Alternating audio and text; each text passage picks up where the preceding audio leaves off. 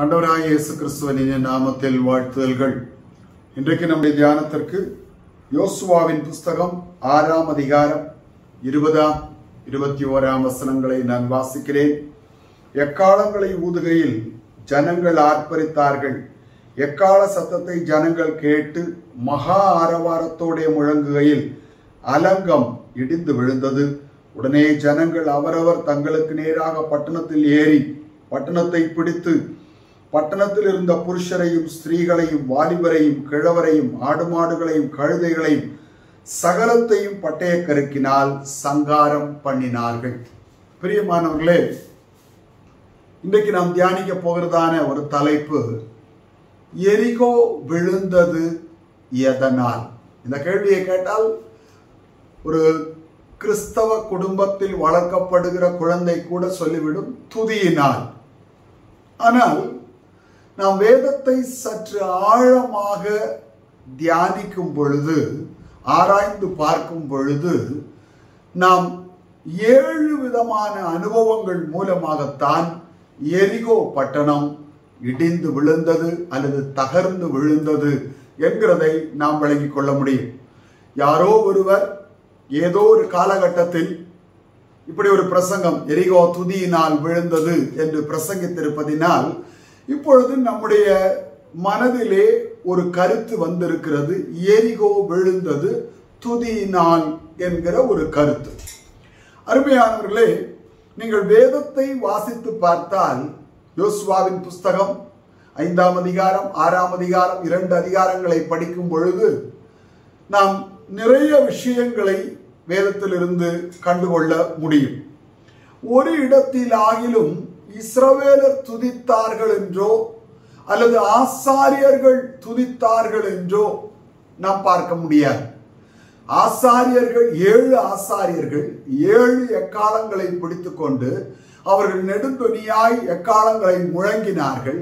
அவ்விதமாய் எக்காலங்களை முழங்கும் பொழுது இஸ்ரவேல் ஜனங்கள் 6 முறை அமைதலாய் 7வது நாள் எரிகோவை சுற்றி வந்தவர்கள் 7வது முறை ஆர்ப்பரியுங்கள் என்று யோசுவா கட்டளையிட்டவுடனே ஆர்ப்பரித்தார்கள். வேதத்திலே அவர்கள் ஆர்ப்பரித்தார்கள் என்று மாத்திரம் இருக்கிறதே ஒழிய அவர்கள் துதித்தார்கள் என்று சொல்லப்படவில்லை. இந்த ஆர்ப்பரிப்பு என்கிற வார்த்தையை நாம் பார்க்கும் பொழுது 118ஆம் சங்கீதத்திலே சங்கீதக்காரன் இவ்விதமாய் சொல்கிறதை நாம் பார்க்கலாம். சங்கீதக்காரன் சொல்லும் பொழுது 15ஆம் வசனத்திலே, நீதிமான்களுடைய கூடாரங்களில் ரட்சிப்பின் கம்பீர சத்தம் உண்டு, கர்த்தரின் வலதுகரம் பராக்கிரமம் செய்யும். இஸ்ரவேலர்கள் ஆர்ப்பரித்த பொழுது அலங்கம் இடிந்து விழுந்தது. அவர்கள் அம்பு எய்யவில்லை, அவர்கள் ஈட்டி எய்யவில்லை, அவர்கள் ஒரு காரியத்தையும் செய்யவில்லை. அவர்கள் ஆர்ப்பரிக்க மாத்திரம் செய்தார்கள். அவ்விதமாய் அவர்கள் ஆர்ப்பரித்த பொழுது அலங்கம் இடிந்து விழுந்தது. இஸ்ரவேலர் இந்த பட்டணத்தில் இருந்த எல்லாரையும் சங்காரம் பண்ணினார்கள். எரிகோ இஸ்ரவேலர் வசமாயிற்று என்று நாம் வேதத்திலே பார்க்கிறோம். அப்படியானால் இந்த ஆர்ப்பரிப்பின் ரகசியம் என்ன என்று பார்க்கும் பொழுது, ஒரு விதத்தில் அது துதிப்பது என்று சொன்னாலும் கூட மறுபக்கத்தில் அது தேவனை மகிமைப்படுத்துவது என்கிற அர்த்தத்தில் தான் மூல பாஷையிலே கொடுக்கப்பட்டிருக்கிறது. அதாவது பிரியமானவர்களே, ஆர்ப்பரியுங்கள் என்று சொல்லும் பொழுது இதில் நாம் கவனிக்க வேண்டிய சில விஷயங்கள் இருக்கிறது. முதலாவது, 7 ஆசாரியர்கள் 7 எக்காலங்களை தொனித்தார்கள். அவ்விதமாய் தொனிக்கும் பொழுது இஸ்ரவேலர் ஒவ்வொரு நாளும் 6 நாள் ஒரு முறை சுற்றி வந்து அமைதலாய் இருந்து விடுவார்கள்.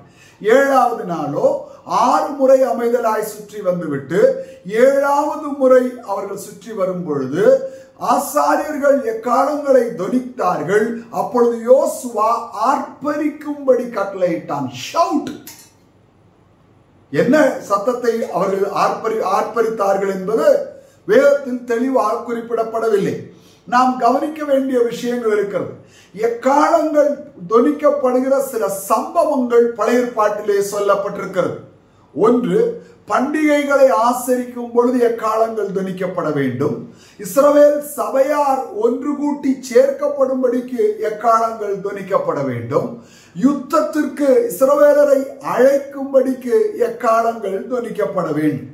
ஆனால் யெகோசபாத் ராஜாவுடைய காலத்திலே யெகோசபாத்துக்கு விரோதமாய் சத்துருக்கள் எழும்பின பொழுது யெகோசபாத் கர்த்தரை நோக்கி விண்ணப்பம் பண்ணினான். பிள்ளை பேரு வந்திருக்கிறது, பிள்ளை பெறவோ பலன் இல்லை, இந்த யுத்தத்தில் ஜெயம் கொள்ளக்கூடிய பலன் எங்களுக்கு இல்லை என்று சொல்லிவிட்டு யுத்த சன்னத்தராகிய இஸ்ரவேலரின் யுத்த வீரருக்கு முன்பதாக ஆசாரியர்களை அவன் கர்த்தரை துதித்து பாடும்படி வைத்தான் என்று நாம் பார்க்கிறோம். அமிதமாய் அவன் துதித்து பாட ஆரம்பித்த பொழுது அங்கு இஸ்ரவேலர் யுத்தம் பண்ணவில்லை, ஒருவருடைய பட்டயம் ஒருவருக்கு விரோதமாய் எழும்பும்படி தேவன் செய்தார். அன்றைக்கு ஒரு பெரிய ஜெயத்தை கட்டளையிட்டார். ஆகவே யோசபாத் ராஜாவினுடைய அனுபவத்தை வைத்து பார்ப்போம் என்று சொன்னால், அவர்கள் கர்த்தர் நல்லவர், அவர் கிருபை என்றும் உள்ளது என்று சொல்லி தேவனை துதிக்க, தேவனை மகிமைப்படுத்த ஆசாரியர்களை ஏற்படுத்தினார்கள். இதை வைத்துதான் இங்கேயும் ஆசாரியர்கள் எக்காலங்கள் துணிக்கும் பொழுது இஸ்ரவேலர் கர்த்தரை துதித்து மகிமைப்படுத்தியிருக்க வேண்டும் என்கிறதை நம்மால் விளங்கிக் கொள்ள முடிகிறது. ஆனால் என்னுடைய கேள்வி என்னவென்று சொன்னால், வெறும் துதி மட்டுமே எரிகோவின் கோட்டை இடிந்து விழுகிறதற்கு காரணமா? அல்லது தேவனை இஸ்ரவேலர் மகிமைப்படுத்தி ஆர்ப்பரித்தது மட்டுமே எரிகோவின் அலங்கங்கள் இடிந்து விழுந்ததற்கு காரணமா என்கிற ஒரு கேள்விதான் என்னுடைய கேள்வி. வேதத்தை நாம் மிக ஜாக்கிரதையாக வாசிக்கும் பொழுது அதே யோசுவாவின் புஸ்தகத்தில் நான் முன்னே குறிப்பிட்டது போல 5ஆம் அதிகாரம் 6ஆம் அதிகாரம் 2 அதிகாரத்தையும் நாம் சேர்த்து வாசிக்க வேண்டியது அவசியம். காரணம் என்னவென்று சொன்னால், இஸ்ரவேலர் கானானை சுதந்தரிக்கிறதுக்கு முன்பதாக அவர்கள் எரிகோவை கடக்க வேண்டியது, அவர்கள் யோர்தானை கடக்க வேண்டியது அவசியமாயிருந்தது. அவர்கள் யோர்தானை கடக்கும் பொழுது ஆசாரியர்கள் ஆசரிப்பு கூடாரத்திற்குள் இருந்த அந்த உடன்படிக்கை பெட்டியை தங்கள் தோள்களில் சுமந்து கொண்டு அவர்கள் யோர்தானிலே கால் வைக்கிறார்கள். யோர்தானில் கால் வைத்த மாத்திரத்தில் யோர்தானின் தண்ணீர் பின்னிட்டு திரும்பி விடுகிறது, இஸ்ரவேலர் கடந்து விடுகிறார்கள். அது ஒரு பெரிய சப்ஜெக்ட் பிரியமானவர்களே. அவ்விதமாய் கடந்து வரும் பொழுது இப்பொழுது அவர்கள் யோர்தானை தாண்டி கரையிலே அக்கறையிலே அவர்கள் பாளையம் இறங்கி இருக்கிறார்கள். அப்படி பாளையம் இறங்கி இருக்கும் பொழுது யோசுவா 5ஆம் அதிகாரம் 5ஆம் வசனத்திலிருந்து 7ஆம் வசனம் வரைக்கும் நாம் வாசிக்கும் பொழுது அங்கே தேவன் சில கட்டளைகளை, சில ஒழுங்குகளை யோசுவாவுக்கு சொல்லுகிறதை நாம் பார்க்க முடியும். 5ஆம் அதிகாரம் நாம் வாசிக்கும் பொழுது 5 முதல் 7 வரை உள்ள வசனங்கள். எகிப்திலிருந்து புறப்பட்ட எல்லா ஜனங்களும் விருத்த சேதனம் பண்ணப்பட்டிருந்தார்கள். அவர்கள் எகிப்திலிருந்து புறப்பட்ட பின்பு வழியில் வனாந்திரத்திலே பிறந்த சகல ஜனங்களும் விருத்த சேதனம் பண்ணப்படாதிருந்தார்கள். 6ஆம் வசனம். கர்த்தருடைய சத்தத்திற்கு கீழ்ப்படியாமல் போன எகிப்திலிருந்து புறப்பட்ட யுத்த புருஷரான யாவரும் மாளும் மட்டும் இஸ்ரவேல் புத்திரர் 40 வருஷம் வனாந்திரத்திலே நடந்து திரிந்தார்கள். கர்த்தர் எங்களுக்கு கொடுக்கும்படி அவர்கள் பிதாக்களுக்கு ஆணையிட்ட பாலும் தேனும் ஓடுகிற தேசத்தை அவர்கள் காண்பதில்லை என்று கர்த்தர் அவர்களுக்கு ஆணையிட்டிருந்தார். அவர்களுக்கு பதிலாக அவர் எழும்ப பண்ணின அவர்கள் பிள்ளைகளை யோசுவா விருத்த சேதனம் பண்ணினான். யோசுவா விருத்த சேதனம் பண்ணின அந்த பிள்ளைகளை குறித்து வேதத்திலே மிக தெளிவாக 7ஆம் வசனத்திலே சொல்லி இருக்கிறது. வழியிலே அவர்களை விருத்த சேதனம் பண்ணாததினால் அவர்கள் விருத்த சேதனம் இல்லாதிருந்தார்கள். இந்த 40 வருஷம் வனாந்திரத்தில் பிறந்த பிள்ளைகள் விருத்த சேதனம் பண்ணப்படாதிருந்தபடியினால் விருத்த சேதனம் இல்லாதிருந்தார்கள். விருத்த சேதனத்தை குறித்து நாம் பார்க்கும் பொழுது தேவன் ஆபிரகாமோடு பண்ணின உடன்படிக்கையின் அடையாளம் விருத்த சேதனம் என்று பார்க்கிறோம். அருமையானவர்களே, எகிப்திலிருந்து புறப்பட்ட ஜனம் அந்த உடன்படிக்கைக்கு உட்பட்டவர்களாயிருந்தார்கள். ஆனால் அவர்களோ தேவனுக்கு விரோதமாய் கலகம் பண்ணினபடியினால் 10 முறை தேவனை பரீட்சை பார்த்தபடியினால் தேவன் வனாந்திரத்தில் அவர்களை அழித்து போட சித்தம் கொண்டார். ஆனால் அவர்களுக்கு பதிலாக அவர்கள் பிள்ளைகள் கானானை சுதந்தரிக்க வேண்டியது தேவனுடைய திட்டமாயிருந்தது. ஆனால் அந்த பிள்ளைகளோ விருத்த சேதனம் பண்ணப்படாதிருந்தார்கள், தேவனுடைய உடன்படிக்கைக்கு உட்படாதவர்களாயிருந்தார்கள். ஆகவே யோசுவா 5ஆம் அதிகாரத்தில் நாம் பார்க்கும் பொழுது எல்லா ஆண் பிள்ளைகளையும் அவன் விருத்த சேதனம் பண்ணினதாக நாம் பார்க்கிறோம். 8ஆம் வசனத்திலே ஜனங்கள் எல்லாரும் விருத்த சேதனம் பண்ணப்பட்டு தீர்ந்த பின்பு அவர்கள் குணமாக மட்டும் தங்கள் இடத்தில் பாளையத்தில் தரித்திருந்தார்கள். கர்த்தர் யோசுவாவை நோக்கி 9ஆம் வசனம், இன்று எகிப்தின் நிந்தையை உங்கள் மேல் இராதபடிக்கு புரட்டி போட்டேன் என்றார். அதனால் அந்த ஸ்தலம் இந்நாள் வரைக்கும் கில்கால் எனப்பட்டது. அருமையானவர்களே, விருத்த சேதனம் இல்லாத ஒரு இஸ்ரவேலன் எகிப்தின் நிந்தையை சுமக்கிறவன் என்று கர்த்தர் சொல்கிறார். ஆகவே விருத்த சேதனம் பண்ணப்பட்ட பிறகு கர்த்தர் யோசுவாவை நோக்கி, எகிப்தின் நிந்தையை இந்நாளில் உங்கள் எல்லார் மேலிருந்தும் நான் நீக்கிவிட்டேன் என்று சொல்கிறார். கில்கால் என்று சொன்னால் நிந்தை நீங்கிற்று என்று அர்த்தம். அதற்கு 2 அர்த்தம் இருக்கிறது. ஒன்று, நிந்தை நீங்கிற்று. இனி ஒன்று, மாம்சத்தின் மேல் யாதொரு நம்பிக்கையும் இல்லை. There is no confidence on the flesh. அருமையானவர்களே, மாம்சத்தின் மேல் எந்த நம்பிக்கையும் இல்லை. There is no confidence in the flesh.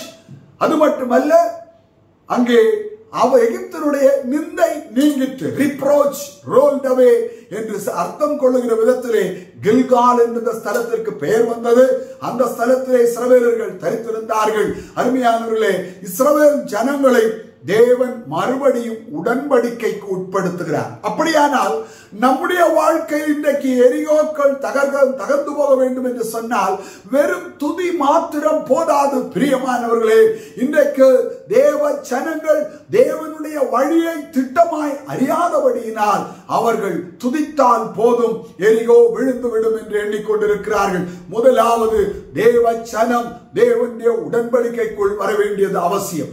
அன்றைக்கு நுனித்தோலின் மாம்சம் நீக்கப்பட்டு இஸ்ரவேலர் தேவனோடு உடன்படிக்கைக்குள் வந்தார்கள். ஆனால் இன்றைக்கு புதிய ஏற்பாட்டிலோ கல்வாரில் சிந்தப்பட்ட இரத்தத்தின் மூலமாக ஜனங்கள் தேவனுடைய உடன்படிக்கைக்குள் வருகிறார்கள். இது புதிய உடன்படிக்கை, இது விசேஷித்த உடன்படிக்கை, இது மேலான உடன்படிக்கை, இது தேவனுடைய ராஜ்யத்துக்குரிய ஒரு உடன்படிக்கை. பிரியமானவர்களே, இன்றைக்கு உடன்படிக்கையை நாம் முறித்திருப்போம் என்று சொன்னால் இயேசுவின் இரத்தத்திற்குள் நாம் கடந்து வர வேண்டியது அவசியம். இயேசுவின் இரத்தத்திற்குள் சுத்திகரிக்கப்பட வேண்டியது அவசியம். ஒரு முறை விசுவாசத்தினால் நாம் இயேசுவின் இரத்தத்திற்குள் கடந்து வந்தோம். கல்வாரியின் மேல் விசுவாசம் வைத்த பொழுது இயேசுவின் இரத்தத்திற்குள் கடந்து வந்தோம். ஆனால் இன்றைக்கு நம்முடைய வாழ்க்கையிலே பாவம் பிரவேசிக்கும் பொழுது, தேவ சித்தத்திற்கு விரோதமான அனுபவங்கள் வரும் பொழுது, தேவனுடைய வார்த்தைக்கு எதிரடையான ஒரு ஜீவியம் நாம் செய்யும் பொழுது உடன்படிக்கைக்கு வெளியே கடந்து விடுகிறோம். ஆகவே நம்முடைய ஜீவியத்தில் இருக்கிற பாவங்கள், அக்கிரமங்கள், மீறுதல்கள் இவைகளை கண்டுபிடித்து அவற்றிலிருந்து நாம் நம்மை சுத்திகரித்துக் கொள்ளும் பொழுது இயேசு கிறிஸ்துவின் இரத்தம் சகல பாவங்களையும் நீக்கி நம்மை சுத்திகரிக்கும் என்கிற வசனம் நிறைவேறுகிறது. நாம் உடன்படிக்கை இரத்தத்திற்குள் கடந்து வருகிறோம். பிரியமானவர்களே, ஆகவே நம்முடைய வாழ்க்கையில் எகிப்தின் நிந்தை நீக்கப்பட வேண்டியது அவசியம். உலகத்தின் நிந்தைக்குள் நாம் இருந்து கொண்டு பரிசுத்த தேவனை துதித்தால் அந்த துதியை பரலோகம் அங்கீகரிக்க முடியாது. ஆகவே உலகத்தில் உள்ளவைகளிலும் அன்பு கூறாதிருங்கள் என்று வேதம் நம்மை எச்சரிக்கிறது. பிரியமானவர்களே, ஆகவே உலகத்திலிருந்து நாம் வேறு பிரிய வேண்டியது அவசியம். இயேசுவின் இரத்தத்திற்குள் கடந்து வர வேண்டுமானால் நிந்தை நீக்கப்பட வேண்டியது அவசியம். அது மட்டுமல்ல, மாம்சத்தின் மேல் இனிமேல் நம்பிக்கை இல்லாத ஒரு ஜீவியம் நமக்கு அவசியம். இந்த விருத்த சேதனத்தை குறித்து படிக்கும் பொழுது பிலிப்பியர் 3ஆம் அதிகாரம் 3ஆம் வசனத்தில் நாம் பார்க்கிறோம். அங்கே 3 விதமான காரியங்கள் சொல்லப்பட்டிருக்கிறது.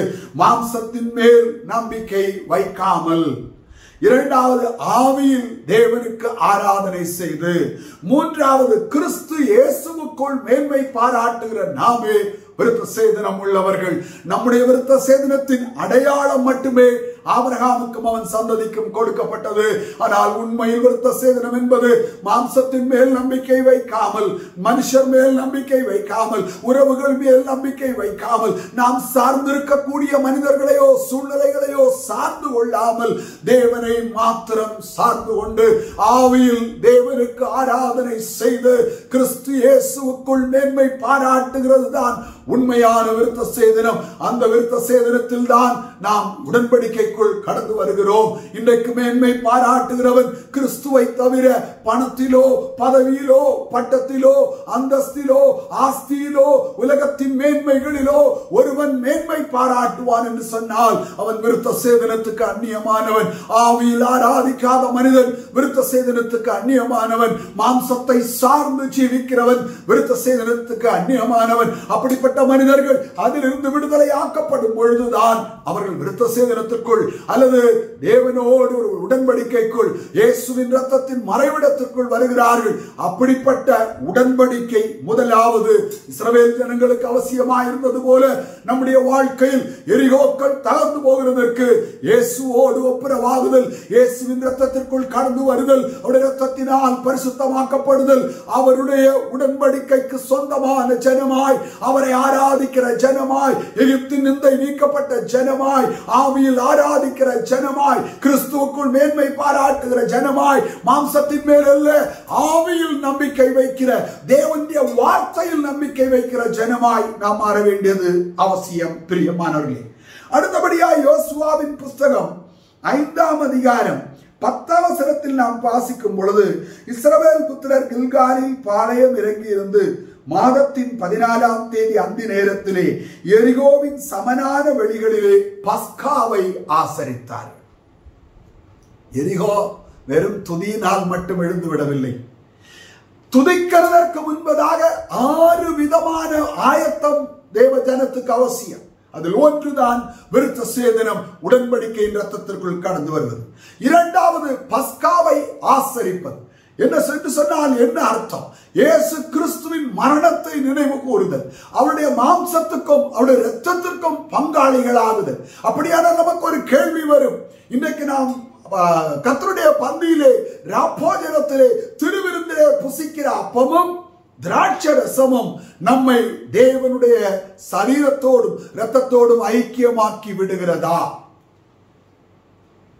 அருமையானவர்களே, திருவிருந்து கொடுக்கப்பட்டதின் நோக்கம் அவருடைய இரத்தத்தின் ஐக்கியத்தோடும் அவருடைய மாம்சத்தின் ஐக்கியத்தோடும் பங்காளிகள் ஆகும்படிக்கு.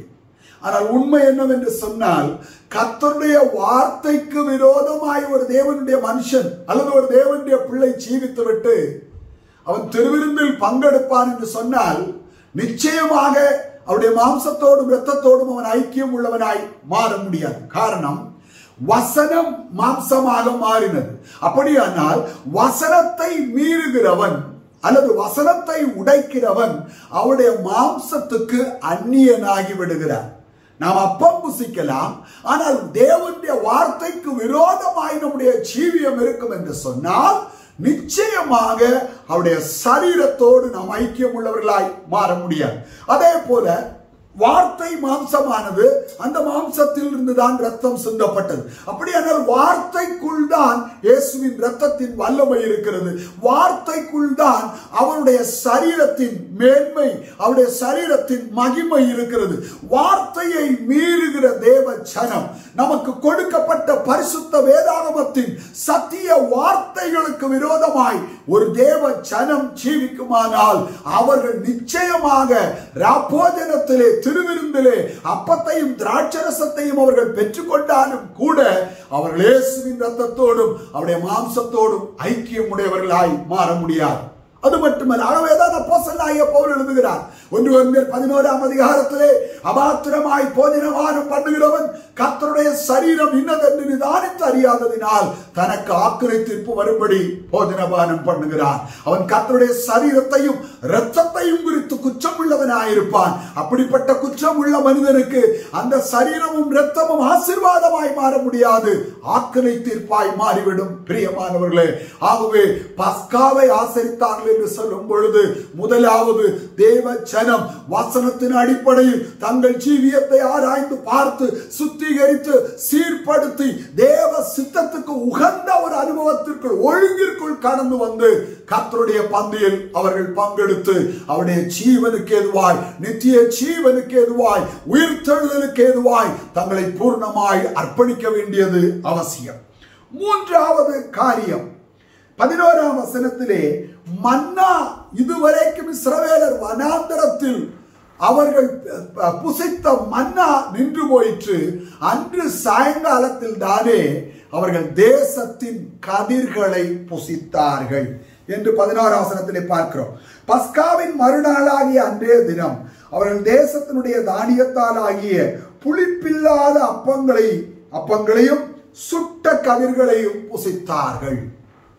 இஸ்ரவேல் ஜனங்கள் தேசத்தை சுதந்தரிக்கிறதற்கு முன்பதாக அந்த தேசத்தின் நன்மையினால் திருப்தியாக்கப்பட்டார்கள். இது எதை காண்பிக்கிறது பிரியமானவர்களே?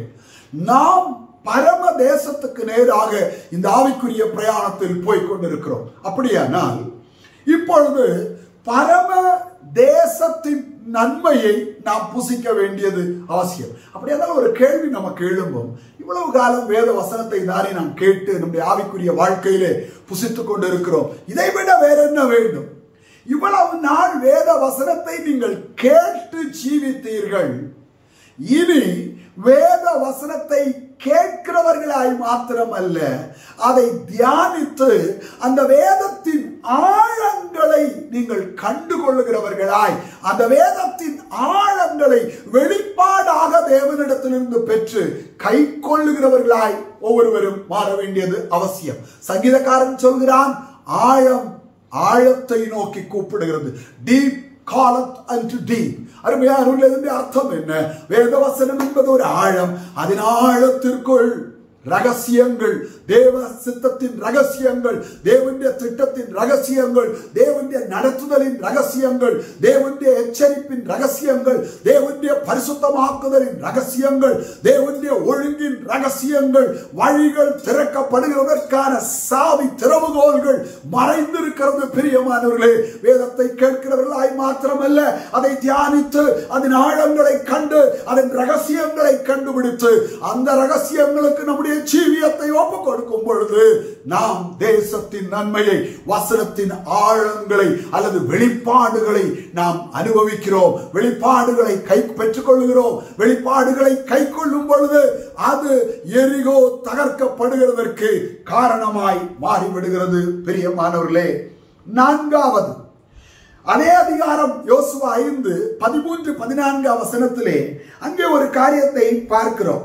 பின்னும் யோசுவா எரிகோவின் வெளியிலிருந்து தன் கண்களை ஏறெடுத்து பார்க்கும் பொழுது இதோ ஒருவர் அவனுக்கு எதிரே நின்றார். உருவின பட்டயம் அவர் கையில் இருந்தது. யோசுவா அவரிடத்தில் போய், நீர் எங்களைச் சேர்ந்தவரோ எங்கள் சத்துருக்களை சேர்ந்தவரோ என்று கேட்டார். உருவின பட்டயத்தோடு ஒருவர் நிற்கிறார். யோசுவா கேட்கிறார், நீர் எங்களைச் சேர்ந்தவரோ அல்லது எங்களுடைய சத்துருக்களை சேர்ந்தவரோ? அதற்கு அவர், அல்ல, நான் கர்த்தருடைய சேனையின் அதிபதியாய் இப்பொழுது வந்தேன் என்றார். நான் உன்னை சேர்ந்தவனும் அல்ல, உன் சத்துருக்களை சேர்ந்தவனும் அல்ல, நான் சேனையின் அதிபதியாய் வந்தேன் என்று அவர் சொல்கிறார். அப்பொழுது யோசுவா தரையிலே முகங்குப்புற விழுந்து பணிந்து கொண்டு அவரை நோக்கி, என் ஆண்டவர் தமது அடியேனுக்கு சொல்கிறது என்னவென்று கேட்டார். எரிகோ தகர்ந்து போக வேண்டுமானால் நான்காவதாக அதற்கு தேவன் என்ன எதிர்பார்க்கிறார் என்கிறதை தேவ சமூகத்தில் காத்திருந்து தேவனுடைய ஆலோசனையை ஒரு தேவனுடைய பிள்ளை பெற்றுக்கொள்ள வேண்டியது அவசியம். காரணம், அடுத்த வசனத்திலே உருவின பட்டயத்தை உடையவர் யோசுவாவுக்கு ஒரு வழி நடத்துதலை காண்பிக்கிறார். என்ன வழி நடத்துதல் அது? நீ நிற்கிற இடம் பரிசுத்த பூமி, உன் கால்களில் இருக்கிற பாதரட்சியை கழற்றி போடு. அருமையானவர்களே, சில வாரங்களுக்கு முன்பதாக நான் இதை குறித்து பிரசங்கித்திருந்தேன். பாதரட்சியை கழட்டி போடு என்று சொன்னால் உன் உரிமையை விட்டுக் கொடு என்று அர்த்தம். இனிமேல் எனக்கு எந்த உரிமையும் இல்லை, என் உரிமையை உம்முடைய கரத்திலே நான் விட்டு கொடுத்து விடுகிறேன். அதற்கு அடையாளமாக இஸ்ரவேலிலே பூர்வத்தில் பாதரட்சியை கழற்றி அவருக்கு முன்பதாக போட்டு விடுவது வழக்கம். அதனுடைய அர்த்தம் என் உரிமையை விட்டு கொடுத்து விடுகிறேன். இனிமேல் என் மேல் எனக்கு அதிகாரம் இல்லை. என் மேல் உமக்கு மாத்திரம் அதிகாரம். எங்கள் மேல் உமக்கு மாத்திரம் அதிகாரம். எங்களுடைய எதிர்காலத்தை குறித்த அதிகாரம் உமக்கு மாத்திரம். எங்களை நடத்தக்கூடிய அதிகாரம் உமக்கு மாத்திரம். எங்களுக்கு செய்ய வேண்டிய நன்மையை செய்யக்கூடிய அதிகாரம் உமக்கு மாத்திரம். சரணாகதியாய் ஒப்பு கொடுத்தல், பாதரட்சியை கழட்டுதல். யோசுவாவினிடத்தில் சொல்கிறார், உன் பாதரட்சியை கழற்றி போடு. நீ சரணாகதியாய் ஒப்புவி. கேள்வி கேட்காதே, நிபந்தனைகளை வைக்காதே, தேவனுக்கு நீ ஆலோசனை சொல்ல போகாதே, உன் மன விருப்பங்களை தேவ சமூகத்தில் வெளிப்படுத்தாதே. கர்த்தருடைய நோக்கமும் கர்த்தருடைய சித்தமும் கர்த்தருடைய விருப்பமும் கர்த்தருடைய ஆலோசனையும் கர்த்தருடைய வழிகாட்டுதலும் வெளிப்படும் மட்டும் நீ உன் வாயை திறவாமல் நீ பூர்ண சரணாகதியாய் தேவனிடத்தில் உன்னை அர்ப்பணிப்பாயானால், சமர்ப்பிப்பாயானால் தேவன் உன்னை பொறுப்பெடுப்பார். எப்படிப்பட்ட எரிகோவும் தகர்ந்து விடும் என்பதில் எந்த சந்தேகமும் இல்லை. பிரியமானவர்களே, பார்க்கிறோம், எல்லா உரிமையையும் அவன் விட்டு கொடுத்து விட்டான். முதலாவது தேவ ஆலோசனை அவன் கேட்டான். நான் என்ன செய்ய வேண்டும் என்று சொல்லும். அது 4வது காரியம். 5வது காரியம், சேரின் அதிபதி சொல்கிறார், உன் உரிமைகளை விட்டு கொடு. நீ ஒரு அடிமையை போல மாறு. You become a slave. Be a slave. Then I will take care of you. Then I will lead you. Then I will do great things. Then I will fight your battles. யுத்தங்களை நான் நடப்பிப்பேன் என்று கர்த்தர் சொல்கிறார். பிரியமானவர்களே, ஆகவேதான் அவர் உருவின பட்டயத்தோடு யுத்த புருஷனாய் சேனையின் அதிபதியாய் அவர் நிற்கிறதாய் நாம் பார்க்கிறோம். ஆகவே 6வது நம்முடைய ஜீவியத்திலே நாம் பூர்ண சரணாகதியாய் தேவனிடத்தில் ஒப்புக் கொடுக்க வேண்டும். 7வது, இப்பொழுதுதான் நாம் யோசுவா 6ஆம் அதிகாரம் 20 21 வசனங்களுக்கு வர வேண்டும். 6 நாட்களும் ஒரு நாளைக்கு ஒரு முறை சுற்றி வர வேண்டும், வாய்களை திறக்கக்கூடாது. என்ன அர்த்தம்?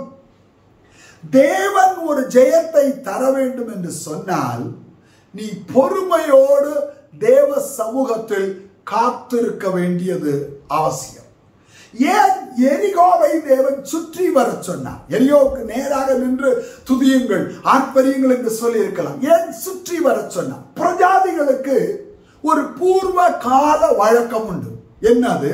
மரித்த பிரேதத்தை, அந்த பிரேதத்தை சுற்றிலும் இருக்கிறவர்கள் சுற்றி வருவார். அதாவது இதோடு உனக்கும் எங்களுக்கும் இருக்கிற எல்லா தொடர்பும் முறிந்தது, இனிமேல் உனக்கும் எங்களுக்கும் எந்த உறவும் இல்லை, எந்த தொடர்பும் இல்லை என்று காண்பிக்கிறதற்காக மரித்த பிரேதத்தை சுற்றி வருவார்கள். இது ஒரு ரகசியம். இது பிரஜாதிகளுடைய வழக்கம். இது யூதருடைய வழக்கம் அல்ல, இது எபிரேயருடைய வழக்கம் அல்ல, இஸ்ரவேலருடைய வழக்கமும் அல்ல. பிரஜாதிகளை பொறுத்த வரைக்கும் ஒருவரை சுற்றி வந்தால் அது அவர்கள் மரித்து விட்டதற்கு சமம். ஆகவேதான் சுற்றி வருதல் என்பது மரித்தவர்களை நினைவு கூறுகிறதற்கு தான் சுற்றி வருதல். பின்னாட்களில் அதுவே அந்நிய மார்க்கங்களில் கோவிலை சுற்றி வருதல் என்கிற ஒரு பழக்கமாய் மாறிவிட்டது. காரணம், விக்கிரகங்கள் மரித்தவர்களுக்காக செத்த ஆவிகளை வணங்கும்படி ஏற்படுத்தப்பட்டதுதான் விக்கிரகங்கள். ஆகவே விக்கிரக ஆராதனை செய்கிறவர்கள் விக்கிரகங்களை சுற்றி வருவார்கள். இது பிரஜாதிகளுடைய வழக்கம். இப்பொழுது அவர்கள் வழக்கத்திலேயே தேவன் ஒரு காரியத்தை செய்ய விரும்புகிறார். paying back by the same coin. அர்த்தம் என்ன? அவர்கள் எந்த நாணயத்தினால் காரியத்தை சாதித்தார்களோ அதே நாணயத்தை அவர்களுக்கு திருப்பி கொடுப்பது, காரியத்தை சாதிப்பது. அவர்களுடைய பழக்கத்தை வைத்து இப்பொழுது இஸ்ரவேலர் சுற்றி வருகிறார்கள்.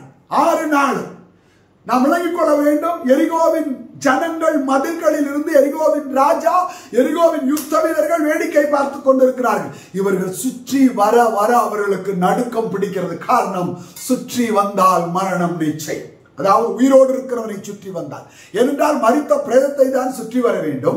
உயிரோடு இருக்கிறவனை சுற்றி வந்தால் மரணம் நிச்சயம். ஆகவே இப்பொழுது அவர்களுக்குள் ஒரு பெரிய நடுக்கம் வருகிறது. தேவன் அவர்கள் வழக்கத்தின்படியே அவர்களுக்கு ஒரு பெரிய நடுக்கத்தை, நியாய தீர்ப்பை கொண்டு வருகிறார். 6 நாளும் சுற்றி வர சொல்கிறார். 7வது நாள் 6 முறை சுற்றி வருகிறார்கள். அமைதலாய் மரித்த பிரேதத்துக்கு முன்பதாக அமைதலாய் அவர்கள் சுற்றி வர வேண்டியது அவசியம். ஆனால் 7வது முறையோ எக்காலம் துணிக்கப்படுகிறது, இஸ்ரவேலர் ஆர்ப்பரிக்கிறார்கள். காரணம் என்ன? நீங்கள் மரித்து விட்டீர்கள், ஆனால் எங்கள் தேவன் ஜீவன் உள்ள தேவன், நாங்கள் ஆராதிக்கிற தேவன் வல்லமை உள்ள தேவன், நாங்கள் ஆராதிக்கிற தேவன் ஜெயத்தின் தேவன், நாங்கள் ஆராதிக்கிற தேவன் மகிமையின் தேவன் என்று தேவனை உயர்த்தி ஆராதித்தார்கள். அதோடு கூட அந்த பட்டணத்திற்கு ஒரு பெரிய அழிவு வந்ததாய் பார்க்கிறோம். தேவன் ஒரு பூமி அதிர்ச்சியை கொண்டு வந்தார். பூமி அதிர்ச்சி வந்த பொழுது அலங்கங்கள் இடிந்து விழுந்த பொழுது இஸ்ரவேலரோ ஓடி போய் அவரவர் அலங்கத்தை சுற்றி நின்று கொண்டிருந்தார்கள்.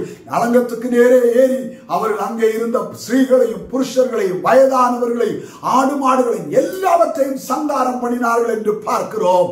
அருமையானவர்களே, இது எதை காண்பிக்கிறது என்று சொன்னால், நம்முடைய வாழ்க்கையிலே நாம் தேவ பலத்தினால் நிரம்பி தேவனுடைய ஆலோசனைக்கு, தேவனுடைய வழிகாட்டுதலுக்கு, தேவனுடைய சத்தியத்துக்கு, தேவனுடைய ஒழுங்குக்கு, தேவனுடைய பிரமாணத்துக்கு உட்பட்டு நாம் ஜீவிக்கும் பொழுது சத்துரு நிர்மூலமாக்கப்படுகிறான். நம்முடைய வாழ்க்கையில் எரிகோவின் கோட்டைகள் தகர்க்கப்பட்டு விடுகிறது. ஆகவே இந்த எல்லா அனுபவங்களையும் நாம் கை கொள்ளும் பொழுது நம் வாழ்க்கையின் எரிகோக்கள் நிர்மூலமாக்கப்பட்டுவிடும். தேவன் மகிமைப்படுவார். நம்முடைய கண்களை மூடுவோம். மகா கிருபையும் இரக்கம் உள்ள நல்ல பிதாவே, இந்த நல்ல நாளுக்காய் ஸ்தோத்திரம். ஆம் தகப்பனே, ஒவ்வொரு உம்முடைய தேவ பிள்ளையும் தங்கள் வாழ்க்கையில் இருக்கிற எரிகோவை ஜெயம் கொள்ள இந்த நாட்களில் தேவன் அவர்களை தெளிவாய் வழி நடத்தி ஒரு பெரிய ஜெயத்துக்குரியவர்களாய் மாற்றும்படியாய் உம்முடைய கரங்களில் தாழ்த்தி சமர்ப்பிக்கிறோம். உம்முடைய நாமத்தை மகிமைப்படுத்தி அருளும். இயேசுவின் நாமத்தில் பிதாவே, ஆமென், ஆமென்.